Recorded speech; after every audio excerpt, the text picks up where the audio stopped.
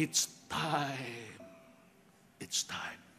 Revival is here. Tahun Roh Kudus dan penuaian telah tiba. It's time. Kairosmu telah tiba yang kami tunggu. Yehezkiel, Yeremia dan semua nabi-nabi menubuatkan.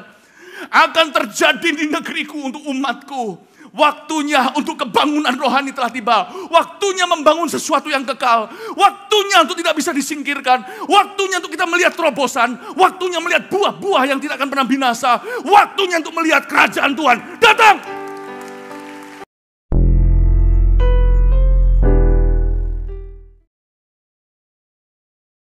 Praise the Lord. Haleluya. Silakan duduk. Selain itu mereka berpakaian rapi. Mereka itu jingkrak-jingkrak. Saya sadari terakhir-terakhir ini gereja kita kurang lompat-lompat. Padahal gereja kita jauh lebih besar, lebih revive dari mereka. Nanti laporan kemenangannya hari Minggu besok saya khotbah di sini. Akan saya tampilkan cuman 1-2 menit saja. Nah, mereka tuh melompat-lompat. Jadi saya diingatkan Tuhan, umat kebangkitan yaitu yang mengalami kebangunan rohani. Umat pilihan Tuhan harus kayak Daud. Like father, like son. Ya saya tahu Yesus Tuhan kita, tapi jangan lupa. Dia keturunan Daud pula. Kita harus belajar dari Raja Daud. Dia mengapi-apikan dirinya. Gini loh, jangan sampai kita itu menerapkan kebudayaan ibadah kita. Kebaktian itu ada batasan. Tapi yang hadir di tempat ini semua pelayan.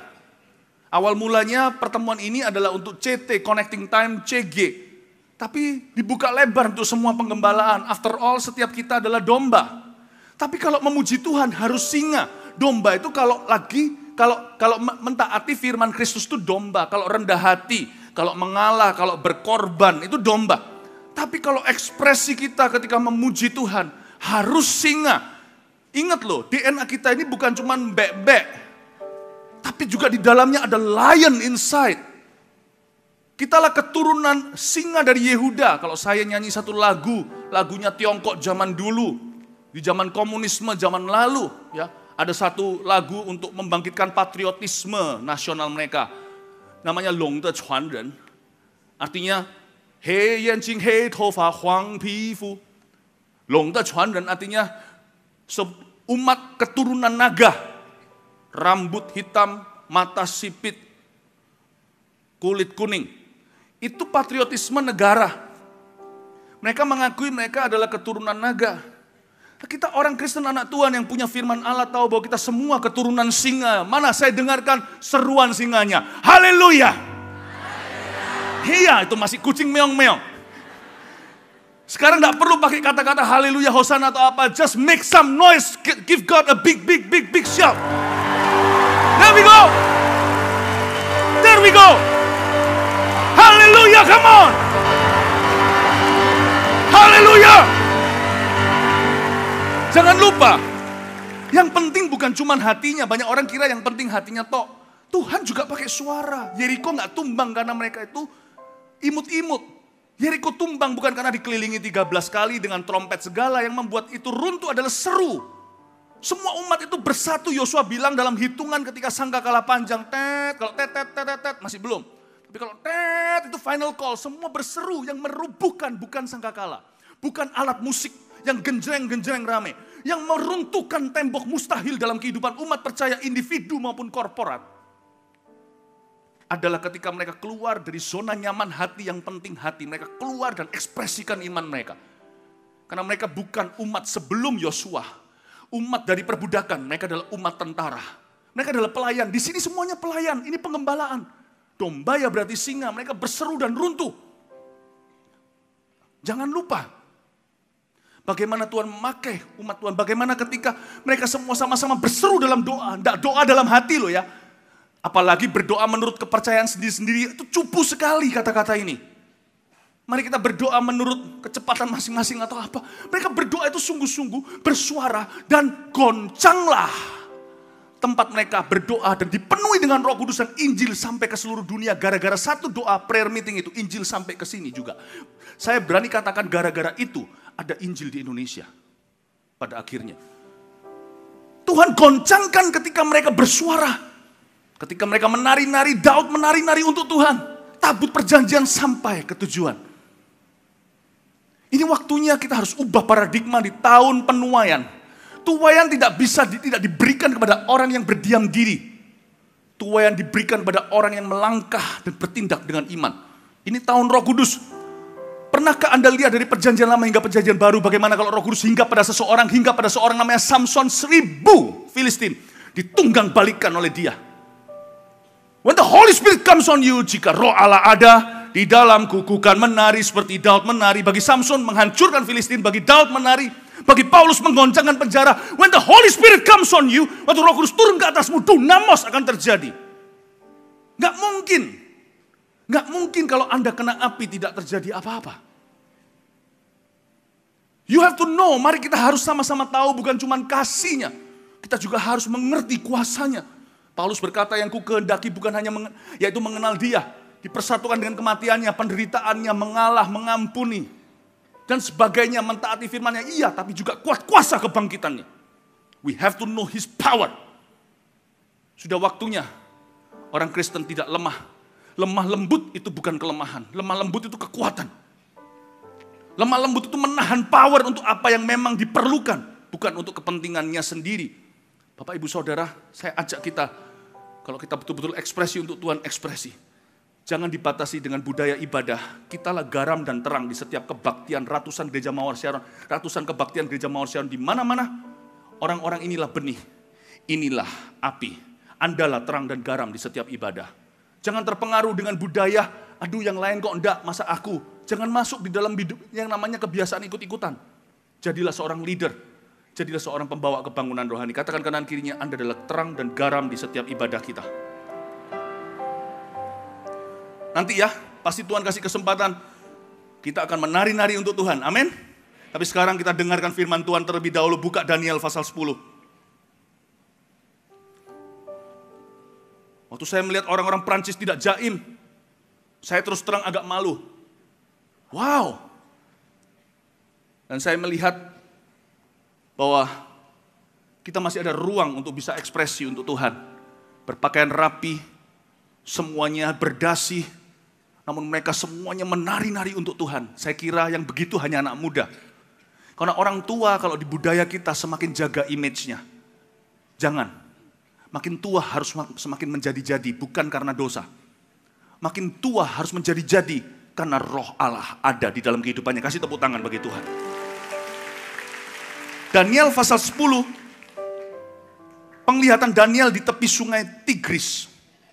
Pada tahun ketiga pemerintahan Kores, raja orang Persia, suatu firman dinyatakan kepada Daniel yang diberi nama Beltsasar. Firman itu benar, dan mengenai kesusahan yang besar, maka dicamkannyalah firman itu dan diperhatikannyalah penglihatan itu. Pada tahun ketiga, coba lihat saya ayat pertama, yaitu pemerintahan Raja Kores. Ini sudah orang Persia, bukan Babilonia. Ingat gak? Bangsa Israel itu ditaklukkan oleh Babel. Nebukadnezar mengangkut ribuan, bahkan ratusan ribu. Hanya Tuhan yang tahu berapa yang terbunuh. Dan orang-orang pandai, pintar dimasukkan dalam pemerintahannya, termasuk Daniel, Sadrak, Mesak, Abednego. Kita tidak tahu Sadrak, Mesak sampai titik ini mereka sudah di mana, apa mereka sudah tua lalu mati. Daniel memang panjang umur. Pada saat pasal 10 dia sangat tua sekali, dia sudah manula. Pada zaman tahun ketiga Raja Kores, dia sudah mulai kenal dengan Daniel. Ya, dan ada di dalam kabinetnya. Maka Tuhan berfirman kepada Daniel. Nah, ini berarti Babel sudah ditaklukkan. Kairos telah datang. Jangan pernah ikut dengan jadwal pemerintahan. Presiden siapa, apa politik, percayalah, saya janji dan jamin akan silih berganti di setiap negeri. Tapi orang yang penuh dengan Roh Kudus akan bisa menilai zaman. Seperti orang yang bisa melihat pohon ara atau melihat langit dan tahu kapan hujan. Hari-hari ini di Surabaya, kita lihat hitam pekat, tidak tahu di setiap kota di mana Anda berada, mungkin juga sama, ini lagi musim hujan di Indonesia. Kalau sudah mulai hitam sekali, saya telepon istri saya kemarin dulu, saya bilang cepat pulang. Pulang dari kantor karena sebentar lagi pasti hujan deras lalu macet setengah mati. Gak perlu orang rohani untuk bisa membaca perakiraan cuaca. Gak perlu bahkan kita lihat TV. Kalau orang penuh dengan Roh Kudus, dia gak akan pernah kelewatan kairos Tuhan. Dalam hatinya dia tahu God is up to something new. Tuhan sedang hendak melakukan sesuatu yang baru. God is up for something greater. Ada sesuatu yang lebih besar yang Tuhan mau lakukan, itu di dalam spirit kita. Ada alarm clock-nya. Waktu saya berada di Jepang, pelayanan di sana, teman saya hamba Tuhan, orang Jepang di situ, tiba-tiba terima satu pesan, itu seluruh rakyatnya dapat.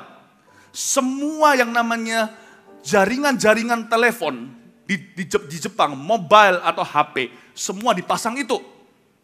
Yaitu peringatan dari pemerintah, sebentar lagi berapa jam atau berapa menit gempa akan datang, skalanya berapa. Jadi kalau ada warning tsunami, mereka semua naik karena memang mereka diberkati negeri ini dengan teknologi. Tahukah, itu yang Tuhan taruh pada diri setiap animal, setiap hewan pada zaman Nuh. Masing-masing dikasih alarm di dalamnya, yaitu kairos. Bisa tepat waktu tuh, singa dan singi, macan dan micin sama-sama datang. Berdua-berdua. Rayap pun tidak ketinggalan, makanya bahtera Nuh di mana kita nggak tahu. Sepasang mereka datang, mana pernah yang namanya Nuh masukkan di koran Israel Post atau apa. Atau di zaman itu mungkin bukan di Israel, mungkin pokoknya di Timur Tengah Post. Diharapkan datang, Nuh mengadakan KKR untuk semua animals di dunia. Datanglah berdua-berdua, pukul berapa waktu Indonesia bagian barat, kok Indonesia, waktu Timur Tengah bagian mana. Datanglah jam segini, acara dimulai, gratis. Kasihan itu animal yang telah datang, tenggelam semua. Di dalamnya dikasih chip sama Tuhan. Animals, hewan aja bisa peka Roh Kudus. My goodness, those are animals. They don't have spirit. Mereka gak punya roh. Mereka punya titit, kairos telah tiba. Kairos itu apa? Waktu ilahi telah datang. Titit, mereka semua datang. Burung pun datang, buaya datang. Yang paling awal titik-titiknya mungkin dibantu beruang adalah lemur atau apa yang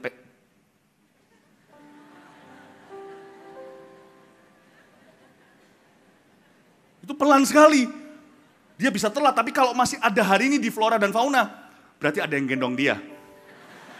Atau ada malaikat khusus yang Tuhan suruh datang, "Hei, kamu lebih lama jalannya, ayo." Mungkin 1 bulan sebelumnya dia sudah pada pemberitahuan. Itu yang namanya early bird, and it was not a bird. Yang namanya early bird itu bukan burung bahkan. Yang paling telat itu cheetah. Cheetah sudah titit. Dia lihat koala, dia masih bobok siang. Cheetah masih makan-makan, pada waktu detiknya berapa detik dia lari dan lihat. Ada orang yang meresponi cepat, tetap dapat. Ada orang yang meresponi pelan, asal akhirnya meresponi pula, tetap dapat. Saya nggak peduli Anda ini pelan, kelinci atau kura-kura. Saya tahu kalau Anda ada di sini hari ini, you're chosen for God's next move. Anda dipilih untuk pekerjaan Tuhan, gerakan Tuhan berikutnya. Haleluya. Amin. Nah, pada saat itu Kores, tahun ketiga itu kairos. Dan di dalam hati Daniel ada karena memang pada zaman ini bangsa Israel pulang ke Yerusalem. Nubuatan Yeremia digenapi. Yehezkiel segala. Yeremia itu gak sampai pembuangan. Dia masih di Yerusalem pada waktu akhir pemerintahan ketika dikuasai Babilonia. Nabi Yeremia. Nabi Yeremia ini sesepuhnya Nabi Daniel. Tulisan-tulisan yang menginspirasinya. Daniel pun mengutip Yeremia. Yehezkiel. Bapak ibu saudara, nubuatan-nubuatan Yeremia, Yehezkiel sudah di pembuangan, tapi awal-awal kan 70 tahun mereka itu jadi imigran di sana. Cukup lama. Dan Daniel ini sekarang merasakan waktunya. It's time for revival. Kata revival itu bukan penginjilan. If there were no revival in the church, there would be no evangelism to the world. Kalau tidak ada kebangunan rohani, kebangkitan rohani di dalam gereja, tidak akan ada penginjilan ke seluruh dunia. Kalau setiap umat Tuhan tertidur, setiap manusia Allah ini yang sudah dapat benih kudus seperti Maria tidak berkata terjadilah kehendakmu aku hambamu. Tapi masing-masing mengejar kepentingannya sendiri, tidak seperti Ibu Yesus. Mana bisa rencana Tuhan digenapi atas bumi? Dan kalau rencananya tidak digenapi atas dunia ini, rencananya juga tidak akan digenapi atas hidupmu secara pribadi. Karena barang siapa mencari dulu kerajaanku, baru kuberikan segala sesuatu. Oh haleluya, mau tepuk tangan lah, mau amin lah.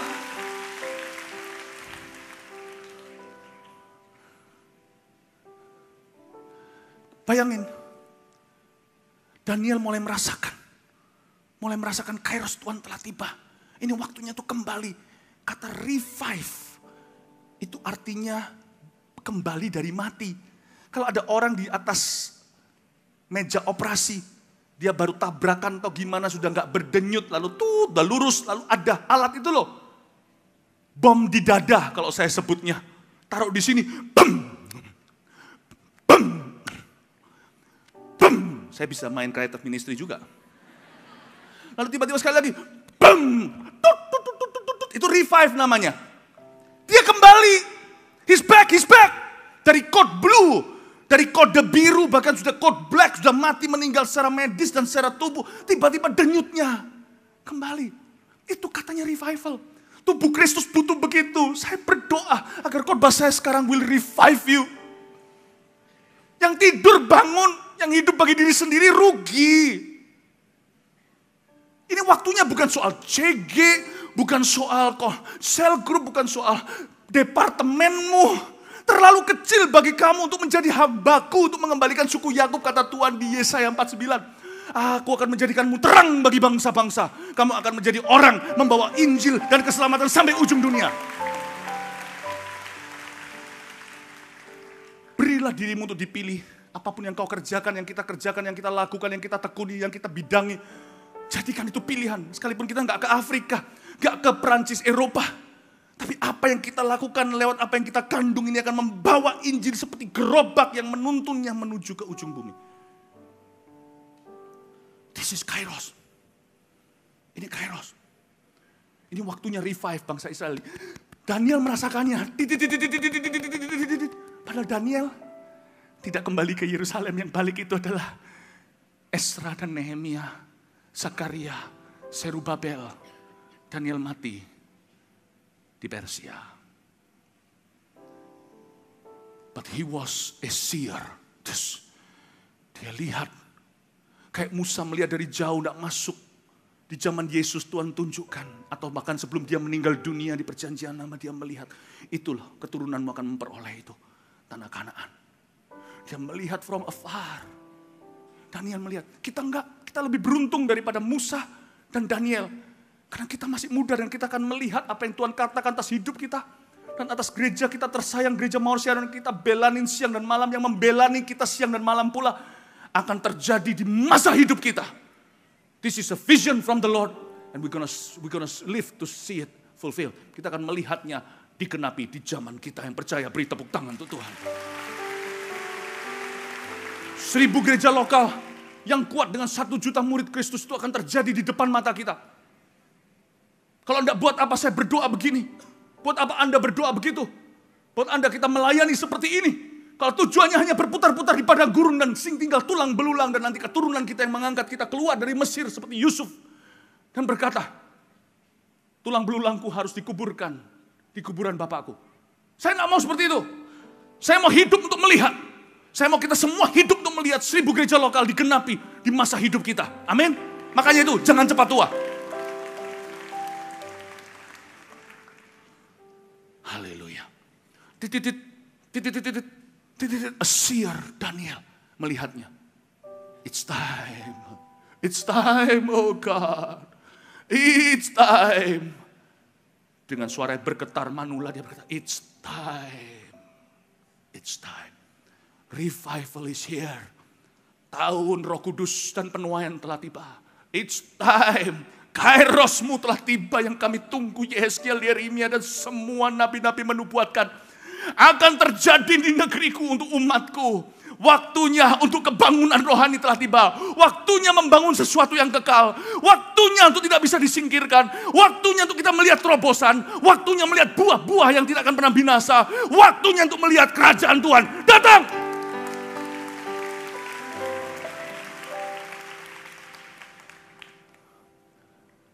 Dan Tuhan memberikan titik dalam bentuk firman. Ya firman, semuanya ya firman. Tapi dikatakan di sini, ada suatu firman dinyatakan. Di ayat pertama, setelah kata raja orang Persia, ada suatu firman dinyatakan pada Daniel. Katakan firman yang dinyatakan. Sedangkan di pasal sebelumnya, ya pasal-pasal sebelumnya maksudnya pasal 7, pasal 8, pasal 9 mencatat tentang doanya Daniel. Jadi sebelum titik yang dapat sinyal dari Tuhan adalah yang berdoa. Itulah sebabnya hari-hari ini umat Tuhan di sini terus digerakkan Roh Kudus untuk berdoa. Kayaknya kita ngomong ini dari akhir tahun lalu ya. Sampai sekarang ini kita terus bicara Januari ada gerakan doa. Why. Karena Tuhan tidak mau satu pun di antara domba dan singa ini ketinggalan sinyal Tuhan. Tuhan mau pakai setiap kita, gak ada satupun produk buangan. Jadi pasal sebelumnya, pasal 9 gak usah dibuka. Daniel berdoa, maka judulnya pun doa Daniel. Yang berdoa yang akan terima sinyal Tuhan. Samalah orang Jepang mau teknologi gimana. Kalau dia gak punya HP, ya dia gak akan dapat titik-titiknya dari mana. Kalau dia dapat dari teman, jangan-jangan nanti dapatnya dari gadis yang bodoh, bukan yang bijaksana. Gadis bijaksana pun gak mau pinjamkan titik-titiknya. Lo punya aku cukup untuk aku, ini lilinku, aku gak punya 2 HP. Gak bisa yang namanya iman itu titipan tahun ini, gak bisa. Gak bisa imanmu dan doamu dititipkan tahun ini, Anda harus bangun hidup doa. Itulah sebabnya sekarang khotbah saya ini harus membangunkanmu, untuk membangun kehidupan doamu. Roh Kudus bersekutu dengan mereka yang berdoa, bukan berarti doanya bagus atau ditata, doa itu bukan kata-kata. Doa itu kerinduan mencari Allah, dan mencari firman-Nya. Karena itu Roh Kudus tidak mau satupun ketinggalan. Bangun hidup doamu. Firman itu akan dinyatakan kepadamu. Tapi tidak kepada semua orang. Sinyal itu hanya akan didengar oleh orang-orang yang punya HP terlebih dahulu. Berdoalah, pray dan berjaga-jagalah, waspadalah. Bukan waspada untuk antikristus. Jangan-jangan dia datang, aku ketakutan. Waspada itu bukan waspada terhadap musuh saja. Terutama jangan sampai ketinggalan gerakan Allah di dalam kehidupanmu, waspadalah. Waspada itu bukan waspada untuk musuhan. Waspada itu justru waspada untuk Dia yang memanggilmu, jangan sampai kau lewatkan. Firman dinyatakan di ayat 10, ayat 9 Daniel berdoa. Ayat 7 dan pasal 7 dan 8 maksudnya pasal 9 Daniel berdoa, doa Daniel. Pasal 7 dan 8 ya, sebentar saya perbaiki. Melorot terus. Mikrofon saya ini humble, selalu mau sujud. Oke. Pasal 7 dan 8 Tuhan bicara lewat simbol kalau waktunya masih jauh. Ada keempat binatang dan anak manusia. Lalu pasal yang ke-8, itu pasal 7, pasal ke-8 bilang begini, tentang domba jantan, tentang kambing jantan. Kalau Tuhan masih bicara sama simbolisme, berarti waktunya masih agak jauh, bro.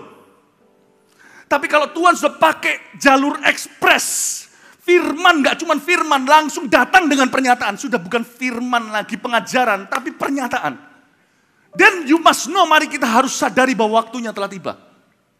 Kairosnya sudah datang atas kehidupanmu. Pokoknya malam ini ya, siap-siap and God bless your necks yang sekarang duduk di bawah. Tuhan berkati lehermu. Saya gak akan berhenti sampai Roh Kudus melepaskan saya. Mau khotbah 3 jam, 4 jam saya gak tahu. Kalau gak apa-apa, kalau mau pulang dulu. Sampai orang sisa 2-3 orang di sini berkumpul Yesus. Gak masalah, saya akan khotbah, saya gak akan tutup mulut. Saya gak akan berhenti menyampaikan firman Tuhan yang saya tidak punya catatan dan rencana untuk mengatakan. Sampai Roh Kudus melepaskan saya selama saya masih tawanan. Saya akan bicarakan firman yang akan menghidupkan mayat-mayat dan akan membangkitkan raksasa terbesar berikutnya di seluruh dunia. Yaitu kebangkitan gereja-gereja Indonesia.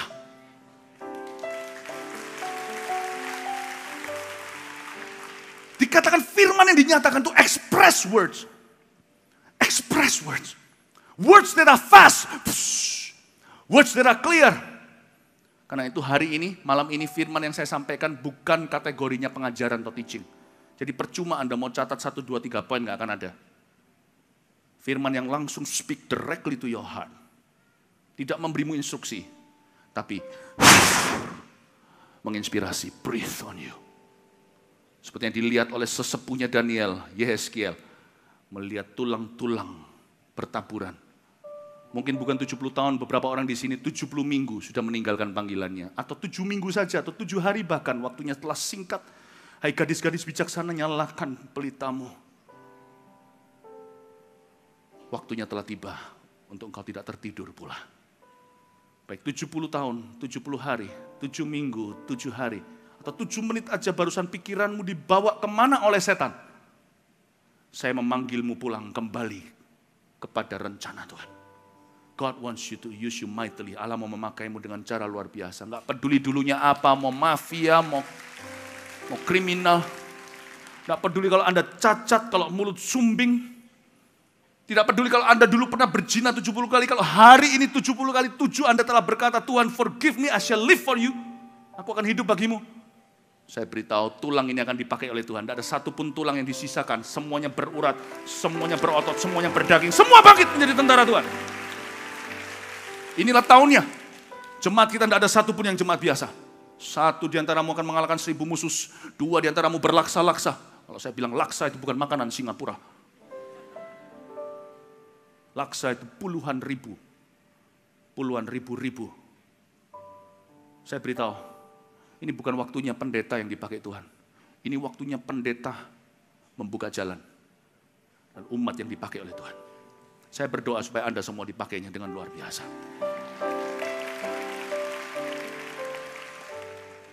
Ayat yang kedua. Saya berharap bisa henti di ayat 10. Paling tidak, mari lanjut dengan saya. Waktu matikan aja, 40 berapa percuma. Pada waktu itu aku Daniel berkabung. Daniel ini berkabung. Jadi Daniel ini pasti tahu GMS. Karena dia lakukannya 3 minggu. 21 hari kayak kita. Atau kita yang niru, atau Daniel yang niru. Ya kita yang niru lah. Ya kan? Pada waktu itu aku Daniel berkabung 3 minggu penuh. Makanan yang sedap tidak kumakan. Daging dan anggur tidak masuk ke dalam mulutku. Dan aku tidak berurap sampai berlalu 3 minggu penuh. Katakan 3 minggu. Katakan 21 hari. Daniel ini nggak main-main, dia manula. Jadi dia butuh semua gizi. Kenapa dia anggur ini bukan berarti dia ini adalah seorang party animal atau dia seorang yang suka pesta pora. Bukan, anggur di sini bukan anggur minum-minuman untuk gaya-gayaan. Anggur di sini adalah karena di zaman ini nggak sama, Indonesia nggak masuk culture itu, kebudayaan itu. Karena Indonesia ini ada 3 musim, hot, hotter, and hottest. Nah kalau Anda tinggal di musim yang 4, di mana ada winter and really cold winter kayak sekarang di Chicago. Sempat sih, sekarang sudah mulai mereda. Minus 50, katanya mau minus 70, berapa orang mati. Padahal mereka itu punya banyak jaket berbulu. Mereka perlu anggur untuk hangatkan badan mereka. Mereka perlu minuman yang bisa menghangatkan, seperti orang Rusia minum vodka. Ya, bukan untuk gaya-gayaan, bisa mati mereka kalau tidak ada ini. Ini orang tua. Orang tua itu bedanya sama anak muda di sini. Saya ini tanggung di tengah. Tua belum, muda juga tidak. Saya tahu diri kok, saya ngerti. Ya, mungkin tadi kalau semuanya saya seorang jemaat yang duduk di bawah sini juga pasti ada beberapa anak muda berkata, Om duduk di atas, sebab ada uban saya. Siapa yang berani lakukan itu? Tak cokot kamu. Daniel ini perlu, dia ini orang tua. Dia ini manula. Dia perlu makanan yang bergizi, dia butuh daging. Dia butuh yang namanya protein. Dia betul-betul sangkal semua itu karena dia nggak nafsu. Mau tahu kenapa? Karena dia berkabung. Dia kabung apa? Apakah Daniel mati istrinya? Tidak. Daniel itu sida-sida, tidak kawin. Daniel apakah meninggal papa mamanya? Sudah jelas dari dulu. Udah umur berapa nih orang? Daniel berkabung karena apa? Dia berkabung karena 2 alasan. 1, karena dia melihat kebinasaan di luar sana. Sama dengan kita melihat jiwa-jiwa. Tapi 2 yang tidak kalah kabungannya dengan itu adalah dia bergabung karena umat Tuhan yang zona nyaman. Dia bergabung karena the indifference that he witnessed every day. Dia bergabung karena kecuekan dari pihak umat Tuhan yang tidak mau memberi diri dipakai sama Tuhan. Ada yang karena malas, ada yang merasa tidak layak. Ada yang cuma alasan karena memang mereka mengejar sesuatu alias mereka hidup egois untuk diri mereka sendiri. Apapun alasannya pokoknya Kalau tidak hidup untuk Tuhan, pasti hidup untuk setan. Tidak bisa tengah-tengah Bapak Ibu Saudara. Anda tidak bisa makan dari sisi buah, lalu makan dari sisi buah yang pengetahuan yang baik, Anda otomatis melayani Tuhan lewat kebaikan. Tidak bisa. Dari buahnya, kalau itu bukan Kristus, bukan buah Roh Kudus, kalau pusat hidup Anda bukan Kristus, apapun kebaikan sisi yang kebetulan Anda makan, karena Anda dan saya adalah keturunan Adam dan Hawa, it's still the fruit of sin. We can live in sin and yet be a good person still and do good deeds. Kita bisa hidup dalam dosa namun tetap melakukan kebaikan dan jadi orang baik. Bisa loh. Mazmur 127 berkata gini, tidak usah dibuka. Sia-sia jikalau bukan Tuhan yang membangun rumah. Nanti terakhirnya bukan apakah kita punya rumah atau tidak yang akan Tuhan hakimi dan adili pada akhirnya. Tapi rumah itu sesuai dengan patron Allah atau tidak. Allah tidak akan bertanya apakah kamu jadi orang baik enggak. Allah akan tanya apakah kamu menjadi seperti yang kutakdirkan. Have you walked according to my plan? Sudahkah engkau hidup menurut rencanaku? Tuhan gak akan tanya berdasarkan lu baik atau enggak. Tuhan akan tanya berdasarkan patron dan DNA. Kalau saya memberikan loan dari sebuah bank swasta atau negara kepada Anda, saya kasih loan katakan untuk buka perusahaan A.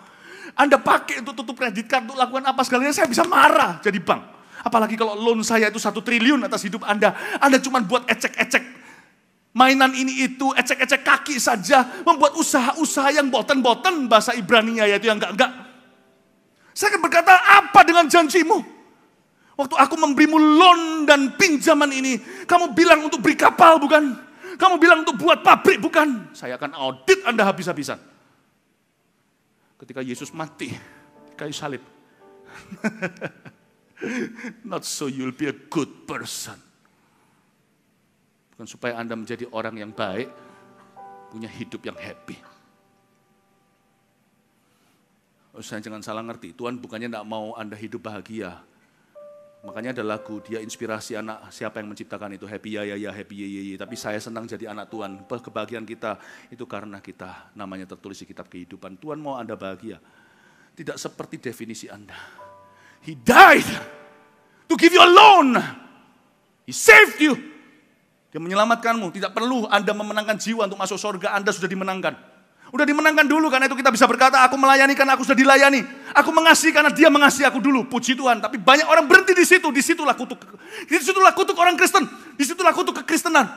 Agama-agama lain menekankan lu harus gini gitu baru bisa, minimal mungkin dipertimbangkan masuk satu kaki doang untuk bisa merasakan lantai dan tile atau merasakan tekelnya surga. Mereka mati-matian cari bunga, mereka lakukan penginjilan dengan sepeda, mereka pergi kemana-mana berdoa setengah mati, nggak cuma sekali-kali kayak orang Kristen berdoa berkali-kali sehari. Kitalah kingdom kasih karunia, kerajaan kasih karunia, tapi lahir anak-anak malas dan manja.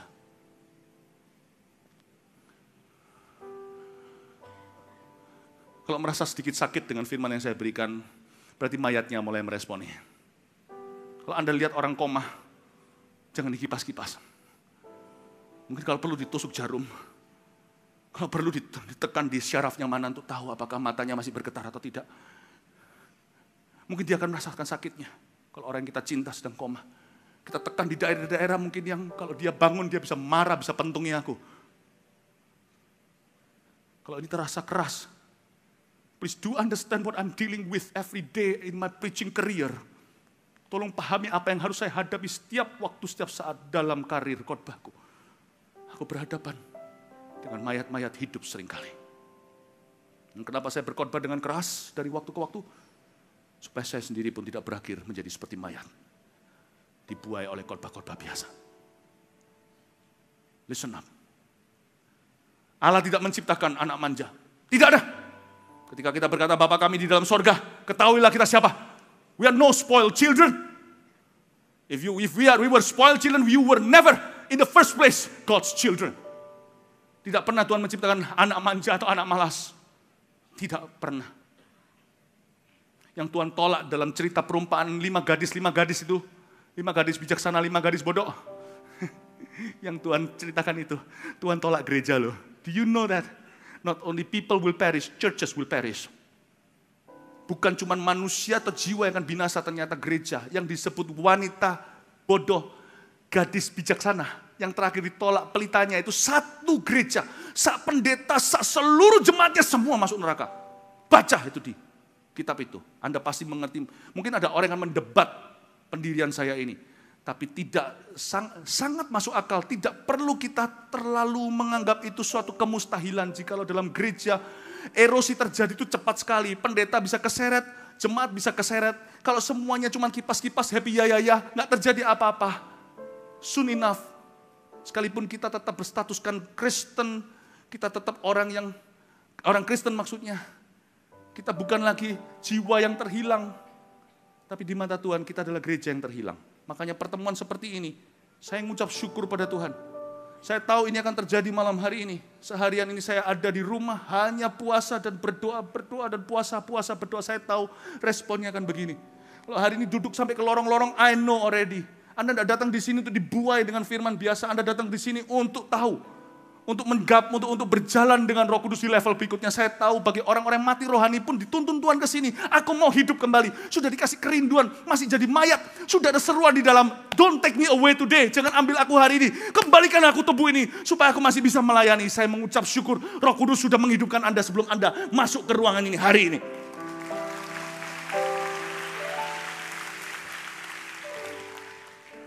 Daniel berkabung karena apa? Dia berkabung karena begitu slownya, begitu lambannya visi Tuhan digenapi, begitu pelannya pekerjaan Tuhan dikerjakan. Karena kita kalau lihat relasinya, paralelnya, itu juga yang dikeluhkan Nabi Hagai bukan? Kamu kenapa membawa begitu banyak tuaian? Masuk ke lumbungmu bolong semua pundimu. Kenapa kamu makan tidak pernah kenyang? Kenapa kamu pakai pakaian tidak pernah hangat? Kenapa semua yang kamu kumpulkan hilang semua? Pada akhirnya dia berkata, karena rumah Tuhan berantakan. Kamu bangun apa? Rumahmu dikasih kayu aras. Rumah Allah biarkan begituan. Saya tidak berbicara soal pembangunan gedung.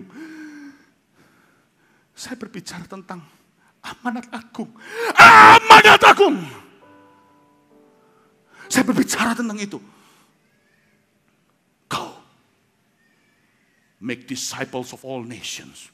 Jadikan seluruh bangsa muridku.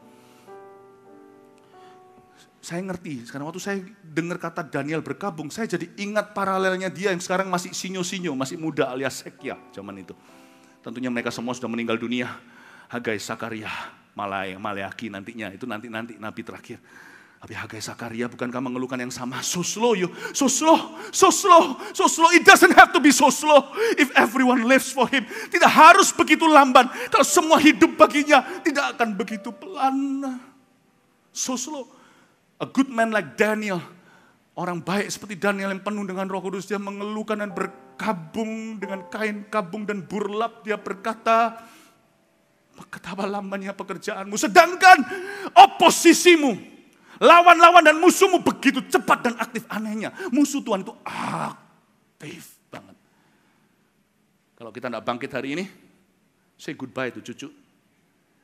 Waktu itu bukan Pancasila. Sila pertama, sila kedua, sudah nggak ada sila waktu itu. Karena Pancasila sudah disilahkan keluar dari negeri kita. Saya nggak ngomong soal politik dan saya paling benci ngomong politik praktis. Karena saya nggak mari-mari bicara soal firman Tuhan kok mau bicara tentang agenda manusia. Tapi izinkan saya cuman kali ini saya digerakkan Roh Kudus untuk berbicara. Kelihatannya sekarang ini santai aja, tenang aja, semua orang punya gaweannya. Detik ini kalau kita lewat lembah penentuan, lembah Yosafat ini. Kalau kita tidak nangkep apa yang Tuhan sampaikan lewat express words, firman yang express sekarang disampaikan kepadamu, bukan lagi lewat simbolisme. Saya ngomongnya ini dengan Anda uji sendiri, saya tahu urapan Tuhan menyertai. Apa yang saya sampaikan ini, kalau lewat. Wahyu berkata, akan ada masa tenang selama setengah jam di sorga. 20 tahun kemudian sekedip mata, Happy New Year, no Pancasila. Ujung sampai ujung. Mau tahu oyotnya sebuah bangsa? Mungkin orang-orang di luar sana nggak setuju dengan saya. Karena Indonesia itu kan berbagai kalangan dan majemuk pula. Tapi izinkan saya bicara dari keyakinan saya. Listen up. Sebuah gunung itu bisa erosi, gampang lihat. Karena sudah terjadi penggundulan, tidak mulai kelihatan pohon-pohon berarti. Memang banyak pohon-pohon, tapi kalau akarnya mati semuanya, gadis yang bodoh, yang pelitanya padam, percuma kalau tidak ada akarnya. Saya beritahu. Sekalipun kalau kita rintis 1000 gereja lokal yang kuat di Indonesia, yang betul-betul DNA-nya seperti Mawar Sharon yang kita tanam dengan hati-hati, bukan sekedar asal cangkok dan asal naungi saja. Mungkin 1.000 hanya cukup secara minimal untuk menahan agar Pancasila tetap burung yang terbang. Paham maksud saya? Karena erosi terjadi, karena di bawah tanah tidak ada pohon yang mencakar tanah-tanah itu. Cakaran tanah-tanah inilah gereja-gereja lokal di sebuah negeri. Jangan pernah anggap remeh, ini akan kena ke cucumu. Ini akan kena ke cucu kita. Saya sedang mengucapkan sesuatu yang jauh sebelum waktunya, seperti Daniel, seorang seer, seorang pelihat. Bukankah itu sudah kita cetuskan dalam visi misi gereja Mawar Sharon? Kita adalah gereja yang apostolik, kerasulan, merintis gereja, penginjilan, tanda mujizat, kuasa heran. Jangan ngaku-ngaku rasul kalau dia bisa menarik draw crowd. Tapi juga prophetic, bukan? Do you know what prophetic is? You're ahead of time. Ya, you're ahead of time. Anda berada jauh di depan. Anda, gimana ngomong ahead of time? Anda sangat dini dan sangat awal. Amin Bapak Ibu Saudara. Ayat 3. Oh sudah ayat 3, ayat 4. Pada hari ke-24 bulan pertama, ketika aku ada di tepi sungai besar, yakni di sungai Tigris, kuangkat mukaku lalu kulihat tampak seorang yang berpakaian kain lenan dan berikat pinggang emas dari Ufas. Tubuhnya seperti permata Tarsis dan wajahnya seperti cahaya kilat. Matanya seperti sulu yang menyala-nyala. Lengan dan kakinya seperti kilau tembaga yang digilap. Dan suara ucapannya seperti gaduh orang banyak. Ayat 4 diberikan tanggal. Tepatnya hari ke-24 bulan pertama. Masih Januari kayak kita. Ini Februari itu Januari. Februari kayak kita. Ya. Dan dia ada di tepi sungai besar, yaitu di sungai Tigris. Daniel lagi jalan-jalan sore-sore hari itu dengan para pegawainya. Karena Daniel ini kan memang perwira, bukan, dia itu pejabat tinggi. Dihormati bahkan oleh raja, dianggap seperti ayah atau bapak. Berapa raja sudah, kayak hamba Tuhan yang melayani presiden-presiden, gonta-ganti presiden, tetap hamba Tuhan itu yang menjadi penasehat. Di Amerika ada yang kayak gitu, tapi sekarang sudah meninggal dunia. Nah Daniel pas lagi jalan, dia masih dalam keadaan, jangan lupa, puasa, katakan puasa. Dia puasa berapa hari? 3 minggu, 21 hari. Dan waktu dia masih dalam kondisi puasa itu, gini loh bukanya. Orang kira kalau buka puasa itu makan, siapa yang kira begitu? Nggak apa-apa, angkat tangan, jujur aja. Bukan. Makan itu selebrasinya. Ya. Makan itu adalah perayaannya. Ia menghidangkan makanan di hadapanku. Ia menyediakan hidangan bagiku di hadapan lawanku. Mazmur 23, ingat itu ya. Kita hanya makan kalau kita sudah menang. Jadi sekalipun kalau 21 hari Anda dan saya puasa, lalu kita bukanya itu dengan makanan. Tapi kalau belum ada terobosan dalam spirit kita, tetap dianggap Tuhan puasa belum kelar. Paham maksud saya? Puasa itu bukanya bukan breakfast. Itu artinya makan pagi keesokan hari. Hari ini sudah hari ke-22. Puasa itu bukanya di sini. Visi. Fasting should end with puasa.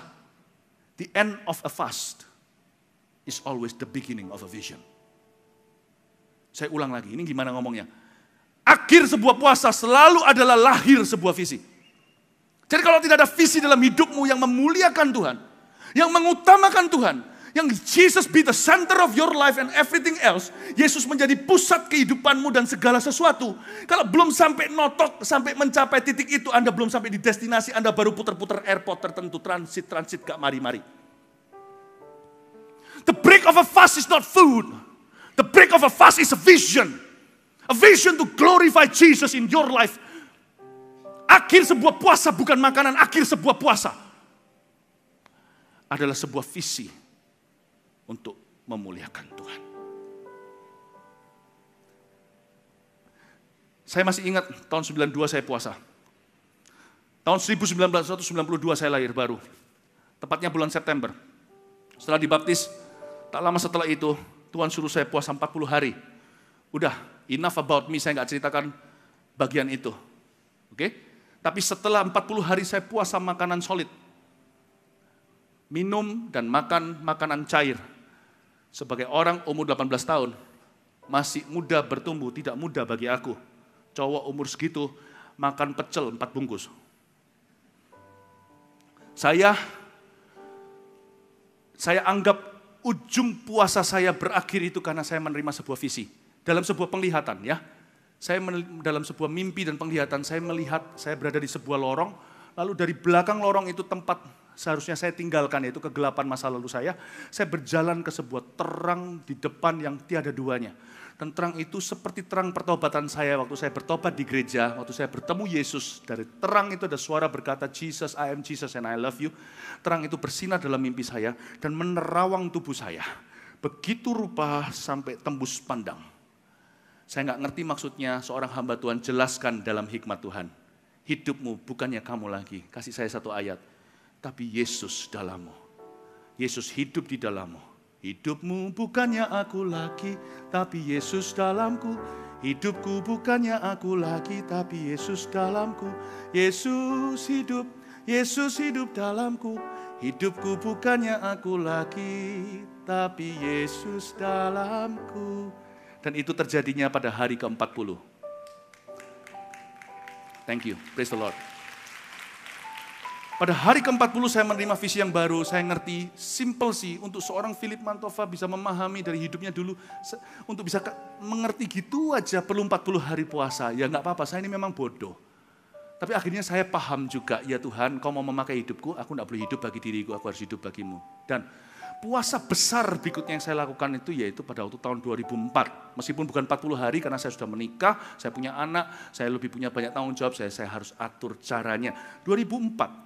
Awal-awal itu saya di akhir puasa saya yang dengan style yang berbeda, saya mendapatkan sebuah pengalaman rohani di rumah lama saya. Tiba-tiba saya melihat diri saya di depan sebuah tahta, mulut saya bergetar keras dan keluarlah kata yang sangat jelas dalam bahasa Inggris. Mulut saya itu dikuasai Roh Kudus, bukan kesurupan. Tapi begitu indah, beban saya tahu itu kata tepat, dan itu tidak keluar dari pikiran saya, tidak terlebih dahulu saya rencanakan. Muncul kata-kata seperti ini, we shall build you, we will build you. Kata we atau kami akan membangun bagimu 1000 gereja lokal, bukan cuma gereja lokal, 1000 gereja lokal yang kuat dengan 1 juta murid Kristus. Bergetar seluruh badan saya rasa seperti seluruh ruangan kamar saya itu bergetar. Lalu itu paginya, siangnya maksudnya saya sendirian di rumah, saya masih ingat itu hari Senin.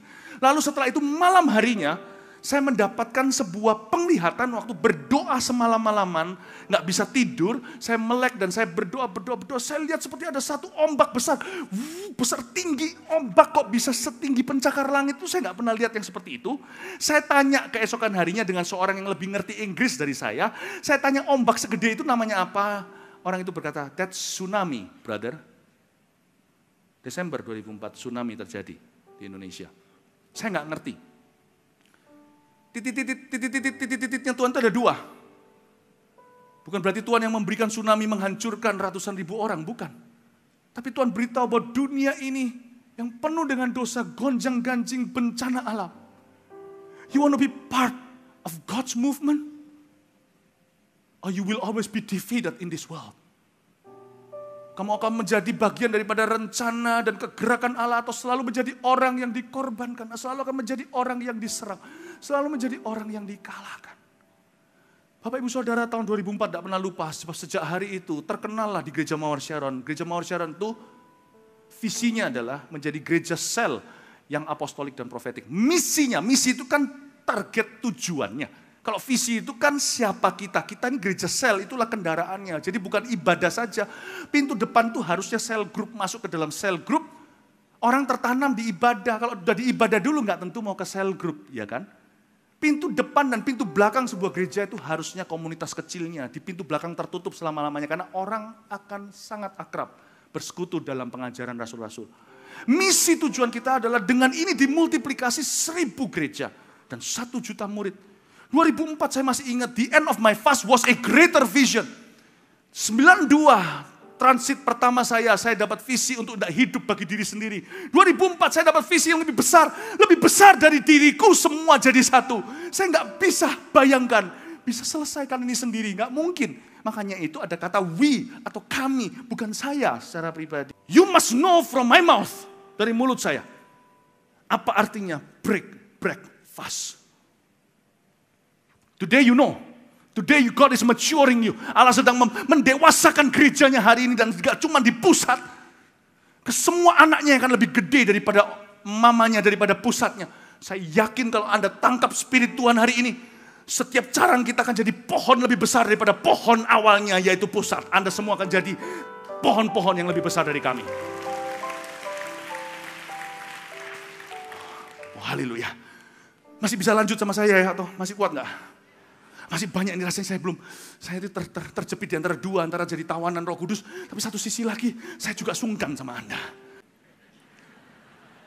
Ya, jadi saya lanjutkan saja, kan nanti pembicara nggak bisa datang ya, kebaktian doa semalaman, jadi saya gantikan. Gini aja dulu, berdiri sebentar. Oh haleluya. Berdiri sebentar, karena saya tahu roh itu penurut, daging itu lemah, apalagi leher dan boyok ini. Gua nggak tahan yang yang di kursi enak. Yang di lantai ini loh kasihan ya, kasih tepuk tangan tuh yang di lantai ini, yang di depan ini. Dia berpakaian kain lenan, Yesus. Berarti dia imam kita. Saya suka mengartikan Tuhan adalah gembalaku, karena itu tidak akan kekurangan aku itu gini, Tuhan adalah kokoku. Yesus menyebut kita itu adalah saudaranya. Dia tidak malu, kita Ibrani. He's my big bro. Jadi kadang-kadang ya kita tidak usah aneh-aneh aja. Yang membuat saya tidak menyebut dia koko Yesus waktu nyembah. Saya tidak mau aneh-aneh, yang Tuhan diganti-ganti nama seperti banyak orang sekarang kengangguran imannya bisa melakukan itu. Tapi Tuhan juga adalah pendetaku. Tuhan adalah gembalaku, He's my pastor. He's my counselor. Jadi saya itu berani ngasih hati dan hidup ke Tuhan. Nah Tuhan itu tidak akan kecewakan saya. Jadi saya kalau Tuhan beritahu sama saya pinjam sesuatu ya nak, saya ini jemaatnya. Kalau Tuhan bilang sama saya pinjam hidup saya, masa saya nggak kasih? Pinjam keledai, itu loh waktu Yesus butuh keledai di Yerusalem waktu mau masuk palem itu. Kan kita tidak pernah ditulis itu punya siapa, itu muridnya yang ngambil lagi. Kalau nanti ada yang beritahu itu keledai mama, betina dan anaknya, kalau ada yang tanya bilang the master needs them, guru membutuhkannya. Gitu aja. Masa Tuhan kalau mau pinjam rumah saya, masa saya nggak mau kasih? Tuhan kan mau pinjam, waktu itu lihat satu orang pakai kendi, biasanya wanita, tapi ini pria, enggak lumrah. Jadi kemungkinan yang angkat kendi itu yang pemiliknya sendiri atau gimana saya nggak tahu. Tapi muridnya bilang, mana tempat yang Tuhan membutuhkan satu ruang atas untuk makan malam? Mana tempat yang sudah kau sediakan? Kaget dia. Masa sih? Masa kalau Tuhan suruh saya memberitakan Injil, suruh saya melakukan sesuatu itu, Tuhan itu akan hutang sama aku? Enggak lah. Apa yang namanya hubungan saya dengan Tuhan itu tidak berdasar gaji dan tips. Saya tahu dia siapa. For I know whom I have believed in. And I'm persuaded that he is able to take care of me. Ini kata-kata Paulus saya kutip. I am persuaded, bukan cuma karena aku tahu. Aku telah gak tahan, terbujuk, bukan dibohongin, dibujuk oleh seluruh kejadian di hidupku bahwa gak mungkin Tuhan buang aku. Masa dia itu 27 tahun kalau dalam hidup saya, dia take care saya kayak gini, gak pernah sekalipun melukai saya. Marah itu cuma sekali atau dua dalam hidup saya. Bukan berarti saya ini baik. Ya gak pernah marah, kalau saya kira dia marah setiap kali saya masuk hadiratnya, ujungnya saya selalu nangis jadi-jadinya karena terharu dia mengasihi saya. Gak pernah, selalu Tuhan itu saya fitnah. Masa dia akan buang aku sekarang kalau dia suruh saya melakukan sesuatu? Masa Tuhan suruh minta sama saya tepung terakhir nanti anak saya akan mati, gak bisa sekolah, atau sekolah luar negeri, atau gak bisa kuliah, masa sih? Bukannya justru akan ada minyak keluar daripada buli-buli sang janda. Suami gak punya, dialah suami bagi yang tidak bersuami, ayah bagi tidak berayah. Dia berpakaian kenan halus, lenan halus.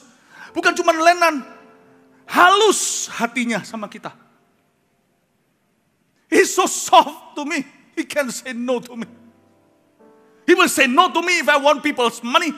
Dia akan berkata tidak pada saya kalau saya mau ngambil uang orang lain yang bukan milik saya atau mengambil sesuatu yang bukan menjadi bagian saya.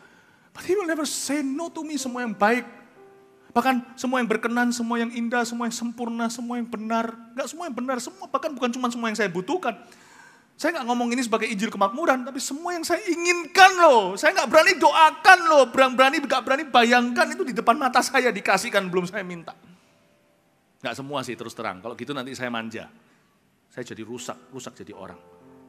Dan pun cuma dia berpakaian kain lenan halus, coba perhatikan dia pakai pinggang emas dari Ufas.